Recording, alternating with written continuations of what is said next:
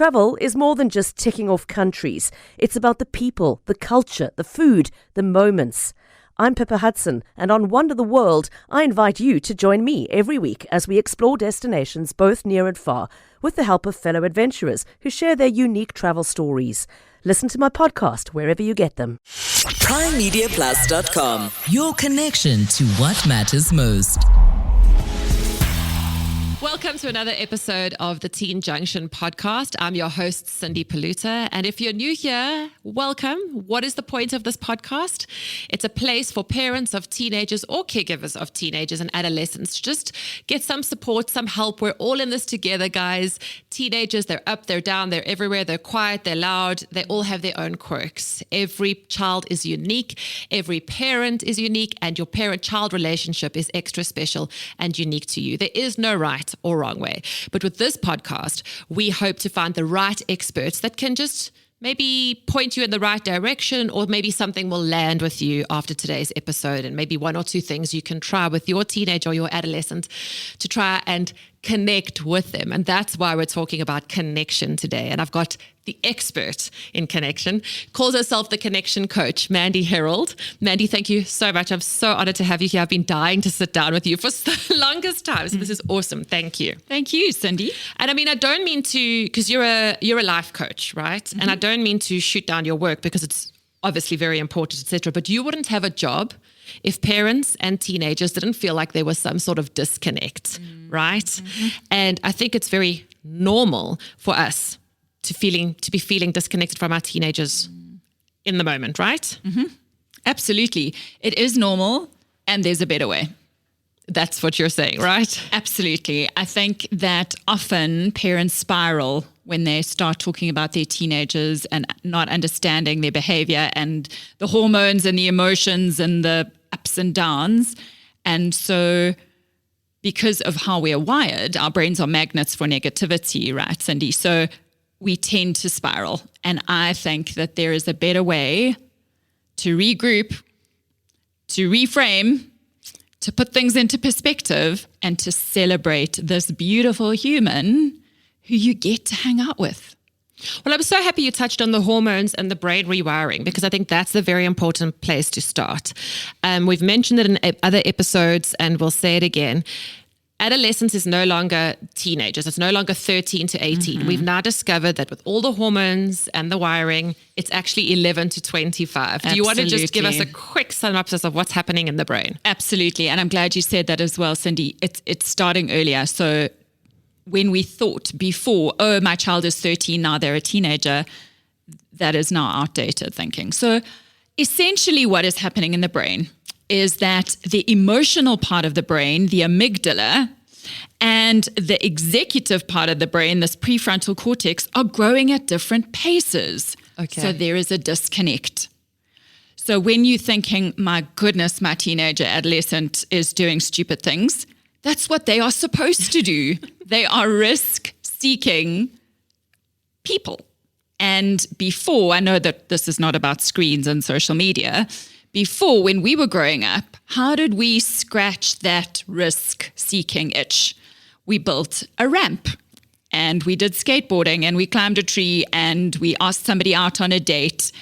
And now with social media and with the fact that we can short-circuit that risk-seeking behavior by a click or a post or a snap, that I'm afraid is where we are most worried about with our teenage brains, because the fact of the matter is, fast forward 10 years and they are not, because they've never looked for a job, they've never written a CV, they've never picked up the phone and had a phone call.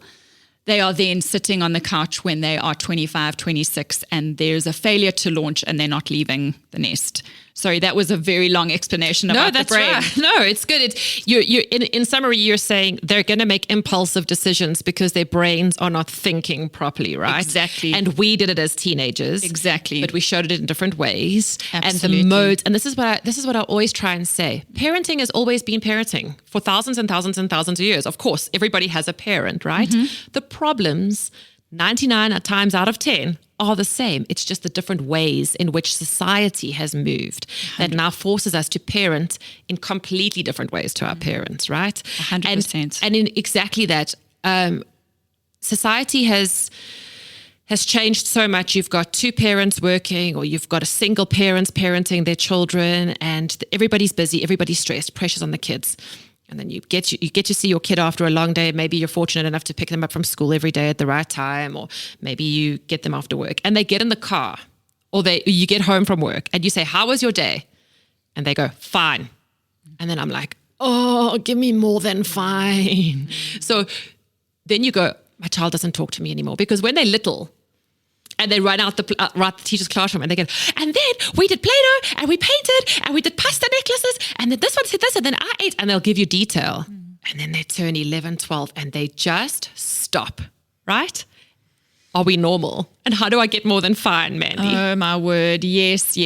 Okay. So I think the pressure that children feel after a long day of being in their prefrontal cortex, particularly children, I mean, whether that be an exam season or just any time, is that they don't want to be under a microscope when they get home. They feel like they've been under a microscope all day long.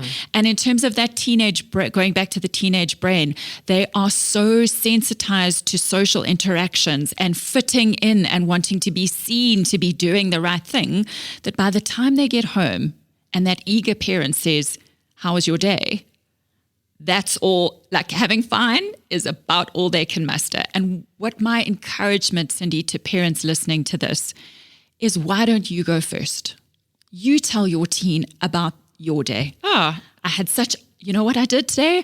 I actually had an interview with Cindy Poluta.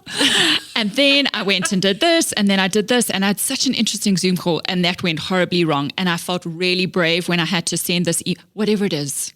You'll role model it to them so that you are showing them that they're not under a microscope, that you're wanting to connect, but you are going first. I think you've also, sure, because the pennies never dropped for me, and it dropped right there in that they are under a microscope at school, because not only are the teachers watching them, but they're at that age where they feel like the whole school is watching them, even though it's not about them, right? And exactly that. You come home and then you ask them how was their day, and they're like, "Oh, here's this lady talking to me again about how was my day." And then almost admitting that I had a tough day, it was hard, or I had a super cool day, or my day was so boring. It forces them almost then to share, or they want to connect, because humans, naturally, no matter what age you are, everybody wants to feel connected.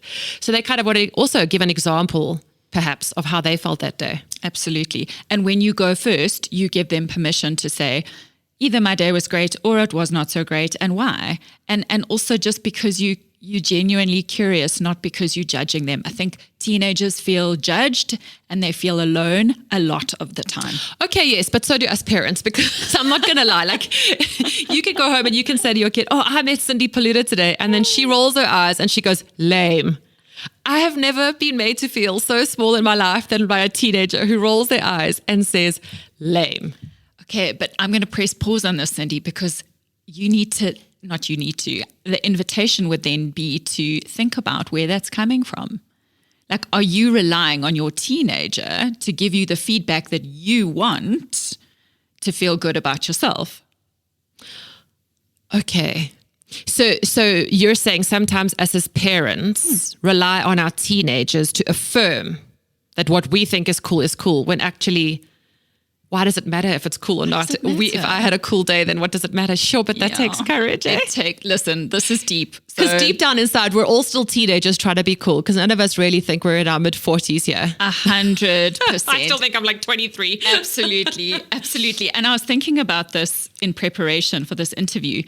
Like, the majority of my experience has been with smaller children. So children between 5 and 9, so foundation phase children. I can be with 250 children in a heartbeat, not really like being goofy. Put me with 5 teenagers and all of a sudden I'm trying to be the cool mom. So true. Like, and what is that about? That's about ego, Cindy. That's about saying, "Oh my goodness, I really hope these children think that I'm cool." And then we've got to Sure. think, where does that come from? So this is deep, and But it's good, because a lot of parents listening to this right now going, am I trying to connect with my teenager because I want them to think I'm cool, or am I actually trying to connect with my teenager? Exactly.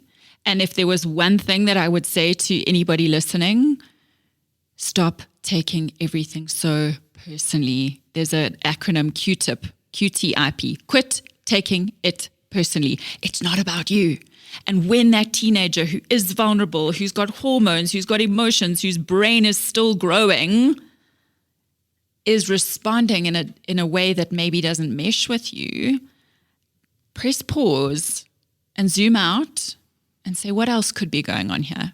Because we don't. In the moment, we react, we fly off the handle, we sulk, we go into passive aggressive, whatever your default is. Sarcasm.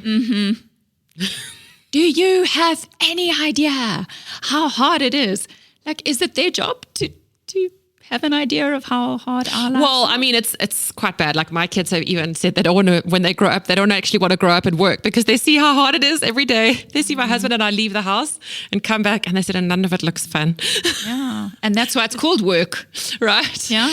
But now, they're raging, they're in bad moods, they're going through their hormones. I come home from work, I've had a really bad day. I lash out at them for no reason whatsoever, other than it's something small that on any other day I would have just let fly, but today was a bad day. So how do I apologize to them, but not apologize, because sometimes an apology is seen as weak. And you're trying to still establish that hierarchy of power in your house, sort of, to keep control. How do I then say, I'm sorry, I messed up, you were right, sorry, you're hormonal, I'm stressed, without them thinking that now every time you rage at them, that's going to be an excuse to get out of it, if that makes sense. Yeah. And that's quite a loaded question. So I'm going to just take a deep breath for myself. And really, Cindy, to have a mantra. So I've got a mantra that's been a game changer for me. This is happening in front of me. It's not happening to me. Okay. So this is happening in front of me. That's how you create the pause and the space. It's not happening to me. That's the first thing. The second thing is that rupture happens. Life is messy and hard and complicated and complex and flippant insane. Just because they've listened to this podcast doesn't mean you're going to join hands and sing Kumbaya. Life is hard. It so is. that rupture happens. And that's not the important piece. It's the repair. So you can say to your child, I lost my cool and I could have handled that differently. Do you notice that there's no apology there? There's ownership. There's reflection, which are two key ingredients for effective consequences. And they're saying, I can do this better. It's never okay for me to shout at you like that, because I'm the adult and you are the child, and I can do this better. Isn't that a much more helpful way that removes the shame and the blame and the guilt and the big emotions and just helps to connect again? I'm saying that there are certain non-negotiables that are definitely in our family, XYZ. And also, I don't believe that raising your voice and yelling at a smaller child, a human, teaches them to behave better. I think it pushes them down to the lower centers of their brain. And then they just go into rebellion, bugger you, I'm going to show you, revenge is a dish best served cold. Or they are compliant to the point that they are, because they're so scared of the repercussions, that they then just become these line-towing, I can't think for myself. So it's a bigger conversation. Yeah, I think that my way or the highway, which is never a great parenting style, either yields the rebel or I'm just going to toe the line. People pleaser. Exactly. And when you've got a 30-year-old who's going, I'll do whatever you say I'm going to do, that's not a good look. No. And I think it's so important for parents to remember that, we're always saying, I'm trying to connect with my child. I'm trying to connect with my child. But if you in that moment can't realize, I handled that wrong, let me just say, can I get a do-over? You're going to break down that connection, because if your child's being honest, and I think sometimes it's hard as parents to take feedback when they say, I don't like it when you do this.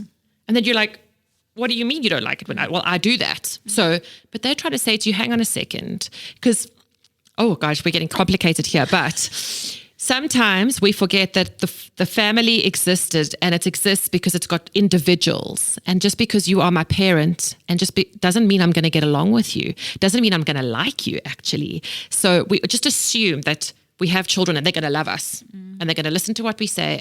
But they might have completely different interests. They might not like your sense of humor, your sarcasm, and your parenting style. And it's very difficult. So where do we meet each other? How do I get the trust and respect of my teenager, and where do we meet each other? If children have got a secure base, and this goes back to attachment theory, if they've got a secure base, if they know that there is unconditional love, they are then able to go out into the world and not bump their heads and then come back and regroup. How do you connect with your child? By getting on their level, by doing what they like to do, whether that is going to the mall. I'd rather pour petrol on myself, but my daughter loves to shop and just hang out. Yeah. And doing that because that's what she loves to do is a way that I can show her that I enjoy spending time with her. For your child, it might be kicking a ball in the garden. It might be, hanging out with them a little bit longer instead of saying, come on, let's go, for whatever they are doing in the moment. And so I think really not taking it personally when they say no, when they roll their eyes, when they shut you out, because they are supposed to gravitate more towards their peers than you, and then concentrating on the quality and not the quantity. You can have like a 5-minute really important, deep, meaningful engagement with your child where your phone is out of sight, you're on their level, you're connecting with them. It doesn't even need to necessarily be eye contact, because that some teenagers find hard. It could be like, let's go for a walk, or as you're driving, then you're sitting side by side, and then you're not necessarily looking at each other, but you are genuinely practicing that active listening. They say, just before you carry on, they say the same areas of your brain light up when you feel heard and when you feel loved. Oh, wow. And ultimately, children are just saying, see me. Hear me. Hear me. And I think as parents, we naturally want to protect and fix and help our children. So when they come to us with a problem, they're not necessarily saying, fix this problem for me. But in your mind, you're not hearing them, because you're just thinking, how can I fix this? How can I take this pain away? What can I do? Like if your child gets in the car and goes, I hate maths. My maths teacher hates me. I'm going to fail. What are they really saying? Help me. Help me. I need to. And you're right, Cindy, we go into that fix-it mode. And if you have got the agency and you say, right, well, that's it. I'm going to send the school an email, but you or we try and justify, but you loved maths last year. You were so good at it. We're not actually listening. Maths is about confidence. And the child is just saying, this feels hard right now. So something that I would love to encourage your listeners to do, if your teenager is saying that they don't like or they hate, or their teacher's got it in for them, listen to what they're not saying. So if you say something like, acknowledge the positive intent. It feels hard. You were hoping that this would just be easier. And then leave it there. It's not your job to fix or happy up your child. Oh, but then they come back and they snap at you. I told you maths was hard and you did nothing. Sure. And then you can say something like... Just like that, sure. Yeah. What would have been helpful? Oh, okay. So you're putting it back in their court. So what we tend to do, Cindy, if our children... So I had a classic example. My daughter, end of the year, a few years ago, big sports awards. I was like, she is going to nail this. Like, this is what she's been working towards. Not great. Like, academics is less important for her. She was like so excited about the sporting awards. And, we sat through hours of this jolly assembly. I mean, they read the citations like these children are winning Nobel Peace Prizes. And then they didn't call her name. Oh, no. So I've got a choice, right, as a parent, because she's looking to me for my reaction, and I've got a choice. So I could either say, at bloody school, I want to go and email that head of sport. I want to see the times of these children's swimming. Yeah. Whatever. Or I could say, oh, my baby, let's go to McDonald's and get a little McFlurry. Let's just eat our feelings. Or I could acknowledge the disappointment that was so hard. And you were really hoping that you could get that because you worked so hard for it. I'm going to sit with you in these big feelings for as long as you need me to. But I deserved it. I deserved the trophy. So tough. No, but it should have been mine. Yeah. Because what do we do, Cindy? What do we do in that situation? We're listening. We're listening. And the antithesis of that is going, life is tough and swallow some cement and harden up. Or when I was 12, I had such a big disappointment and it taught me lessons for life. Your child doesn't care. It's not about you. It's about them. It's about them. And in that moment where you can see, with my daughter, I could see the discomfort, the pain was agonizing. She's not asking me to take it away. Now, before we started rolling the tape, because we're old, so we still roll tape from the early 80s, 90s when we record stuff, you were touching on something that you said was so important to get the message out there for parents about fixing yourself before trying to fix your teenager, about the only way to connect with your teenager will actually be if you have to go into yourself and check what it is about you. Yeah. Identify your triggers. Take back your power. Your child is not making you mad. Your child is not making your life a misery. They're triggering something in you that needs to be addressed. And so I believe from a coaching space, particularly strengths-based coaching, there is nothing wrong with you and it's no one's job to fix you. You have everything inside you that you need to be successful. And sometimes we just get stuck in the stories that we're telling ourselves. So what I hear so often with parents is they say, my child, there's a big problem with anxiety. And I'm not really sure why they're so anxious. And we've gone through all the process and I'm not taking away from the fact that anxiety is huge. Anxiety is also just your body's way of saying something about this doesn't feel right. So if you had the smoke alarm and it was making a noise, you wouldn't say, please can someone turn off that smoke? It's so inconvenient. You would say, hold on. It's signaling something to us. So for parents, Cindy, I would say if you are feeling triggered, if something about your child's behavior is worrying, turn that lens inward and say, what is it about this that feels uncomfortable for me? And how can I start with just validate the feeling, validate to regulate? Because what we do is we tend to outsource this. And again, I'm not taking away from play therapy, or I think therapy is golden. There are steps before we get to therapy. So instead of saying, here, mental health practitioner, I'm going to drop my child off, I'll be back in 45 minutes, fix my child. Let's look at the connection first. Let's look at where your child is saying, see me. I've got an amazing friend who coaches teenagers. 9 times out of 10, she says, this is not about the teenager. Wow. It's about the parent, because the parent is not listening and paying attention for whatever reason. They could be dealing with other stuff, but it's quicker to say, I'm going to phone the therapist than to actually go, maybe I need some therapy. Maybe I need to do some deep work. I mean, I hear you, but at the same time, like, let's say I'm deeply connected with my teenager. We've got a very open, honest, amazing relationship. And she goes out on the weekend and she does something that she knows is going to send me off the edge. How do you, it's very difficult because you're going, okay, cool. I understand you're a teenager and you tried it. It went wrong. But now, I mean, that's not a reflection of me. If I'm getting angry with her. No. And that's how I would say it's a discussion ahead of time on what are the not negotiables.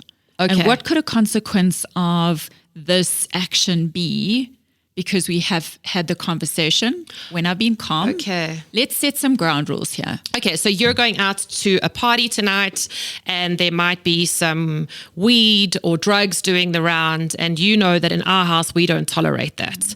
if you do it and you get caught, or if you do it and this happens, this is the punishment. So punishments don't teach. Consequences teach, Okay, punishments consequences. don't. So if you were to say, what would the consequence of having the weeds or the weed or the drugs be? What would feel right for you? Put it in their court ahead of time so that you're not dealing with the fallout of it. It could be data. It could be another party that they want to go to. It could be They say, no, nothing. I should be allowed to. Well, then your prefrontal cortex is still growing, and when it's fully formed, then you can make decisions that feel right for you. Right now, I'm your parent, and it's my job to keep you safe. Because we're still trying to integrate their independence with our discipline. 100%. 100%. And we want them to feel empowered. We want them to feel like there are choices within reason. Okay. We don't have to be their friend. Definitely not. If you want to be your child's friend, you probably need therapy more than anything, because a lot of parents do find it hard at this age because they don't want to look like the uncool parent to then, and also I don't want to not connect with my child. So, that's cool, you know. Oh, you went out and you were drinking. Okay, that's cool. I'll buy you the beers. Or because, I don't want to feel like if I have to actually lay the law, I'm going to get that shut down. I'm fine. Everything's okay. And then they don't talk to you. Also very natural, very normal for your friends to be going to their friends for advice. Up until they're about 12, 13, they come to you for everything. Do you think I should this? Do you think this? Do you think that? And then suddenly the friends just become the most important thing. And the parents kind of absolutely on the wayside. And you're like, she doesn't come to me anymore with this. And developmentally, that's appropriate, Cindy. It's hard and it's appropriate. And I do think that what you are saying is so important in terms of the boundaries and in terms of parents not wanting to be their children's bestie. Because that permissive parenting, which is where many people have swung towards, we know we don't want to be the my way or the highway, the authoritarian. So we go, let me be the permissive parent. Let me be the do whatever you like, my sweetie, my baby. Permissive parenting yields willful children. Okay. And there is a better way. And it starts with understanding your own boundaries and what's okay with you, what's not okay with you. And having that conversation in collaboration. I mean, often children feel like there's just a top-down power struggle of just, I'm going to bark instructions at you. And so when you are able to give them a little bit of choice within reason, they feel seen and they feel like they've got a bit of agency. So what last question? Conflict, and it comes around conflict management. Now, I've upset my teenager, and maybe we touched on it a little bit earlier, but what if it's just a case of my teen is not backing down and we're just butting heads and every day it's something else? Where do we get the help, or how do we find each other again? I mean, if there was a golden solution, of course, we would be gajillionaires. And you know what, Cindy, I just want to say that whoever's listening to this right now, that you are doing the most amazing job. You are doing everything that you can with the skills that you've got access to handle these situations that no one could prepare you for. I mean, you need a license to drive a motor car, but you give birth to a human being and there is no manual. Yeah. And they say parenting is like having your heart walking around outside of your body for the rest of your life. So if there are elements of conflict and there are spaces where you just don't seem to be getting breakthrough, I would say drop the rope. I would say connect first. I would say check in with your ego. Is this about control? Is this about will, like sheer will, like I'm going to prove it to you that I'm your parent? And what is that about? And is there a better way? And perhaps you've reached that point where you realize they are individuals and they are growing up and they're no longer these little people who need you for everything. And that's scary for some parents, right? Absolutely. It's terrifying. Quick story. I got a really dear friend in Cape Town. Her daughter's a little bit younger, but they've got a really great relationship. And a few weeks ago, the daughter went away with her dad for the weekend. It was the first time that they'd spent any decent chunk of time away from each other. And her daughter at 8 said, "Mom, I think we need a little bit of time away from each other. And I did flick flacks. I was so happy because that little person could say How they felt. Can you imagine? I Imagine saying to my mom, I think we just need a break. She would take me out at the knees. But that little person who's been raised to have an opinion and to disagree graciously, that's the other thing. If you can teach we don't have to be on the same side. We don't have to like the same things. If we can do it respectfully. Oh, there we go. If we can say, I'm going to respectfully disagree with you. That's the skills that they're going to need in a boardroom one day. Not the compliant, all drinking the Kool-Aid together. So last night, we had my husband put on some music while we were eating supper, and then my one daughter said, let's play a game where we each get to play what our current favorite song is. And I hate this because I always feel judged. So I'm like, okay, and I play my song and everybody goes, okay. And halfway through I can read the room and I'm like, okay, we can change my song. And then my kids put on their song and I sat through it. It was dreadful. I was like, whew, but I allowed the whole song to play. Mm-hmm. And then at the end of it, I said, thank you so much for sharing your song and your taste in music with me because I really appreciate that. But that is not allowed to play in my car ever. In my car, my space. Yeah. And sometimes I do. Yeah. I mean, I guess that's the way I'm just sharing my own personal here. But that's how I sometimes connect with them. I go, okay, you connect your phone and you play your music. And then I just grit my teeth while they play the most horrendous stuff I've ever heard. And I kind of go, well, this is how my parents felt about like Nirvana and Offspring and stuff. And I'm like, Green Day. Yeah, just like, and rave music. Yeah.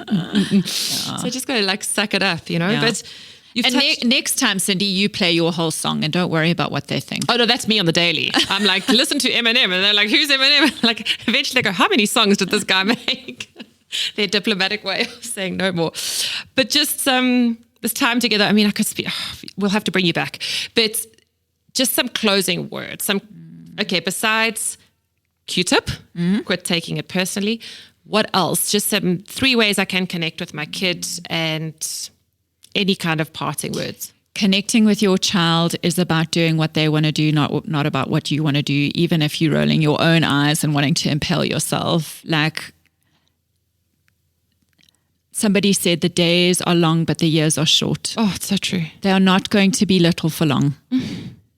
And so if you can put a diary blocker in and spend time with them like they are the most important person in the whole world. Like you would have a meeting with the CEO that you would not cancel. You wouldn't be scrolling through your phone if you were having a meeting with the CEO.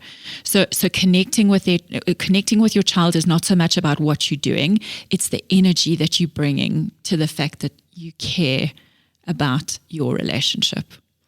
And the last thing, Cindy, would be to say, you can't fix what you don't face. So if there is stuff in your journey, in your story, in your past that you haven't dealt with, speak to someone, social worker, a counselor, a therapist, because inadvertently, if you can't face that stuff that's happened to you, you are going to inadvertently project it onto your children, and it's not their stuff. So be the cycle breaker, do the work yourself, and own your own triggers.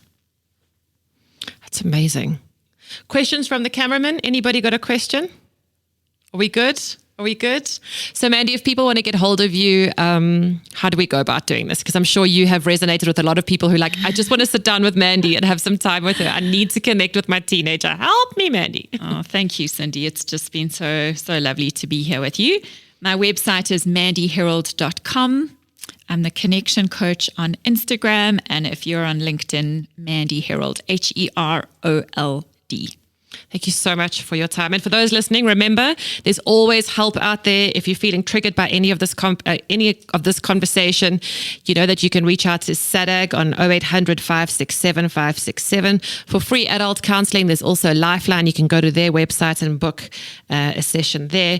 And for under 18s, there's JPCCC, which is the Johannesburg Parent and Child Counselling Centre, and loads more online. But thank you so much, Mandy. Really appreciate your time. You'll be back. Thank you. Thanks, guys. It's sleek, fresh, and fast. Everyone, anywhere can hop on to primemediaplus.com.